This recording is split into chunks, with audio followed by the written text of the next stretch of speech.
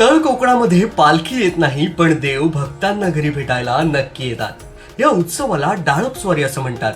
गावातील प्रमुख देवता गावराटीतील शक्तींवर आपले नियंत्रण ठेवून सीमेवरील देवतांना नैवेद्य अर्पण करत गावातल्या वाड्या वस्तींवरील देवस्थानामध्ये जाऊन आपापला भाग स्वीकारतात. यावेळी देव तरंग किंवा निशाण म्हणजेच खामकाठीच्या स्वरूपात लोकांना भेटण्यासाठी बाहेर पडतात. आपल्या अखत्यारीत येणाऱ्या गावाचे लोकांचे संरक्षण करणे तसेच त्यांची समस्यांपासून सोडवणूक करून त्यांना अभय देणे किंवा भयमुक्त ठेवणे हे ग्रामदेवतेचं आद्य कर्तव्य असतं. तसेच आपल्या प्रजेची आपुलकीने मायेने विचारपूस करणे, त्यांच्यामध्ये उत्साहाने सामील होऊन आयुष्य जगण्याचं बळ यावेळी आपल्याला देव देत असतो.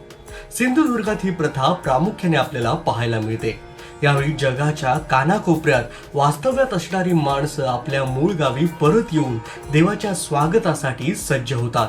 या निमित्तानं गाव एकत्र येतो, नात्या गोत्यांची ओळख होते, भेट होते. मुख्य मंदिरातून देव बाहेर पडत त्यांच्या ठरलेल्या वहिवाटेने मार्गक्रमण करतात. आपली ही पिढ्यानपिढ्या चालत असलेली वहिवाट पुढे नेणाऱ्यांना तो वाडवडील जसे वागले तसे असलेले चार तुम्ही सुद्धा वागा असा इशारा देत असतो. हाच इशारा गावराटीतील समतोल राखायला सहाय्यकारी बनतो.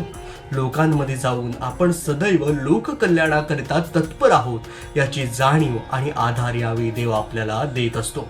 मंदिराबाहेर पडून समाजात वावरणारा, सुखदुःख जाणून घेणारा, त्यांचे निराकरण करणारा देव लोकमानसावर गारुड करतो हेच डाळपस्वारीमधून आपल्याला अधोरेखित केलेले दिसते.